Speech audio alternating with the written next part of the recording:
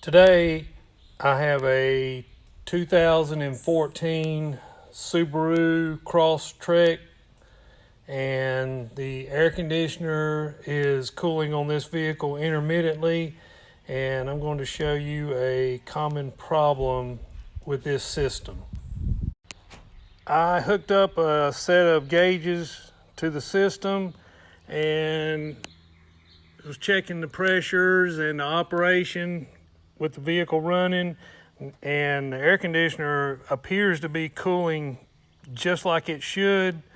The only problem is after it runs for a few minutes, it starts blowing ambient air through the vents, which tells me the compressor is not engaging. And when I came over here and checked it, the compressor was not engaged. So I went over to this little fuse panel box right here, and there has a relay in there. Just as a quick check, I swapped the relay between the fan relay and the air conditioner, and it still would not come on. So I'm going to remove this piece of plastic right here. Is a 10mm bolt, and when you take this bolt out, this thing just pops up, and I'm going to show you something that seems to be a common problem with these vehicles. After taking the plastic panel off right here, I was looking at the compressor. I have the engine off now, but if you'll notice, there's a gap between this clutch and the compressor itself, and there should be a gap there so that when the compressor is not engaged, the clutch is not rubbing onto the magnet here. And it appears to be that this gap is a little wide. I'm not measuring it or anything, but I did notice that with the engine running and the air conditioner turned on, as the air conditioner quit cooling, the compressor clutch was not engaged. I just took the plastic handle of a screwdriver and tapped right here on the clutch, and when I tapped on it, the clutch pulled in and engaged, and it was cooling fine. So that tells me that the air gap right here on this clutch is a little bit too wide before the magnet to pull it in at all times. So I'm going to remove this piece right here on the front, the actual clutch plate. I'm going to take me a big pair of pliers, grab the outside of it, and then there's a little bolt down here in the front. I'm going to take it out, and then I'm going to pop this piece off. And you do not have to discharge the system to do this. Just about anybody can do this at home without having to worry about dropping the refrigerant charge.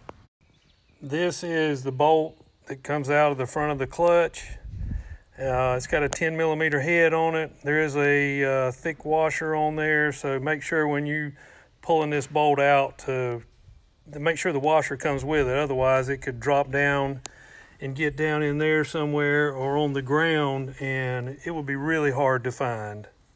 After you take the bolt out, this is the clutch on the front, the clutch plate. You can take a screwdriver and you can come in here and just kind of gently start working it around.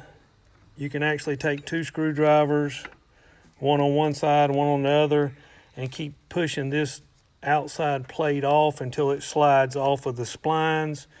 And what we're looking for is to see if there's any washers in behind this plate. Sometimes on the old Fords and other vehicles, they did have a couple of shims in there. So if it does have a shim, we're going to actually try to remove it and see if this will close this gap up a little bit. And if it does, we're going to bolt everything back together and crank it back up and see if it starts to work properly then. If there is no washer in there, we're going to have to replace the clutch on the compressor. But once again, we will not have to drop the charge to do that. So we're going to find out what happens here. I took my screwdrivers and gently worked this plate back. And now it's loose enough now I can grab it with my fingers and kind of wiggle it a little bit. You can feel it coming off the splines. And there it is right there. There is some wear on the plate itself, and that might be part of the issue with it not wanting to engage. We're going to check and see if there's any shims in there. If not, we're going to have to replace this clutch. And we're going to see if there's any shims in there at this point now. When looking down in here on the front of the compressor shaft, there are some shims in there. You can see I'm taking my little tool, I'm working them around. These things are really kind of thin, and they will fall, so make sure you keep your hand down here to catch them if they come out. You might need to take a little tool like this with a little hook on it that's not, it's not angled like this, because this will never get in there. So it'll need to be something you can, just something small. You might even can take and bend a gem clip to reach in there and try to get on these shims, and we're gonna see if we can get them out now. There were two shims in behind the clutch. This one is about 10/1000ths of an inch. This one's about 5/1000ths. And based on the amount of gap, I'm going to remove both of these shims and put the clutch back on and see if there's enough clearance to run the compressor. But at that point, I probably will decide to go ahead and replace this clutch, because it does have a significant amount of wear, and this is just going to be a band-aid to what will have to be fixed in the long run. So I'm going to go ahead and put the clutch back on at this time. Put the clutch back on the compressor and crank the engine up, and you can see that it's engaged right now. Every time it disengages during the cycling process like it is now, it's re-engaging properly. So at this time, I'm going to go ahead and replace the clutch because of the fact that there is significant wear in there, and when this thing gets where it doesn't engage again, that's what will have to be done. So I'm going to go ahead and remove and replace the clutch at this time. First thing to do to replace the clutch is remove this bolt with the 10mm head, pull this plate off the clutch, and then after that we're going to come over here and we're going to loosen up. We'll put a serpentine belt tool. There's many different kinds out there. We're going to put this one on here, and then we'll pull this belt tensioner back. We'll take the belt off, take this plate out, and then there will be a snap ring in here on this clutch piece right here, and I'll show you that when we get all this done off of the compressor. Right here we have the compressor coil, or not the coil, but the pulley. And this is your snap ring running around right here, and the snap ring holes are under the bottom here. So I'm going to get me a pair of snap ring pliers, probably something that's angled a little bit, because there's not a lot of clearance in here between the clutch and the radiator. So I'm going to get a pair of pliers and remove that snap ring at this time. After removing the snap ring right here on the front of the clutch pulley, come over here on the top of the compressor and disconnect this wire going to the clutch coil. And then I'm going to take something like a dead blow hammer or something, and I'm going to come in here and I'm going to tap on this clutch right here until it starts to move off of the compressor itself. But just be kind of gentle with it. Even though we're going to replace it, I don't like breaking parts, and these little ridges right here will break on this clutch. This pulley finally came off. It was a little difficult to get off, so I had to resort to a pair of vice grips and a brass punch and a regular hammer, and it did mess up some of the grooves a little bit, but hey, that's okay, because we're going to replace this pulley and the drive plate on the compressor. Next thing we're going to take off is this magnetic coil. It's mounted on front of the compressor. I'm going to try to squeeze in here.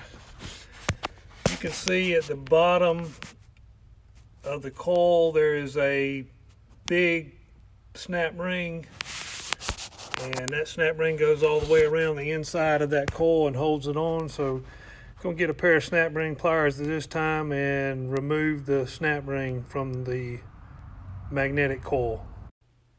Here we have the magnetic coil off of the compressor. It mounts right here.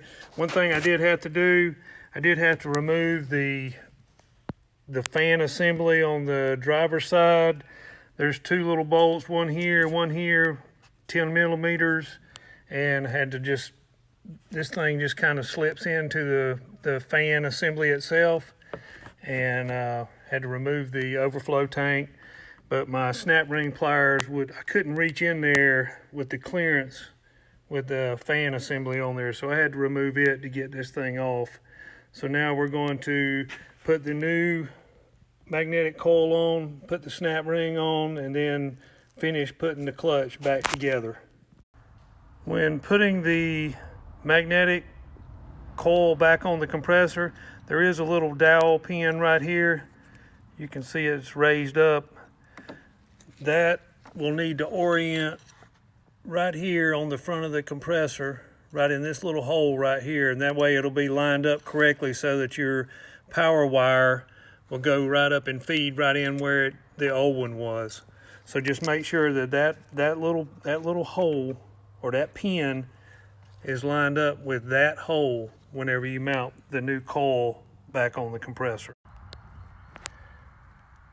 After putting the coil on and putting the snap ring in, take a flathead screwdriver and reach in there and push on that snap ring and make sure that it's seated all the way back against this magnet.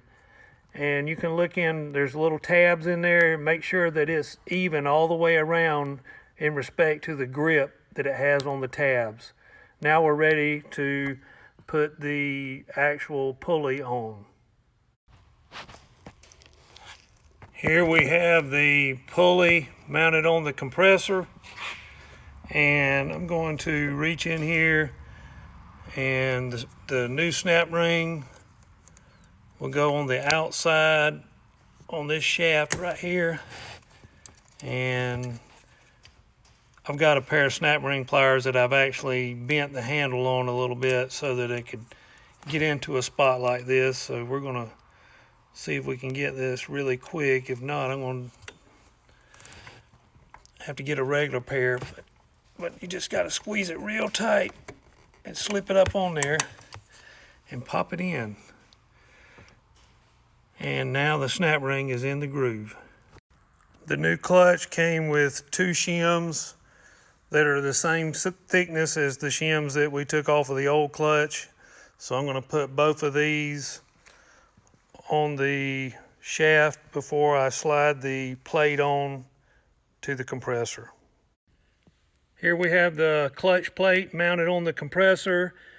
I can turn the pulley here. There's no scraping sounds or anything, so it's mounted correctly. We need to tighten this bolt up on the shaft here to hold this plate on. We need to put the belt back on the engine. Need to make sure we plug this wire up going to the clutch, and put the fan back on the radiator, put the overflow tank back on the fan, and then we'll crank this thing up and check the operation of the air conditioner. Got everything back together, cranked it up. The clutch is cycling as it should, and I'm going to drive it down the road, and I'm going to call this job complete. Thanks for watching.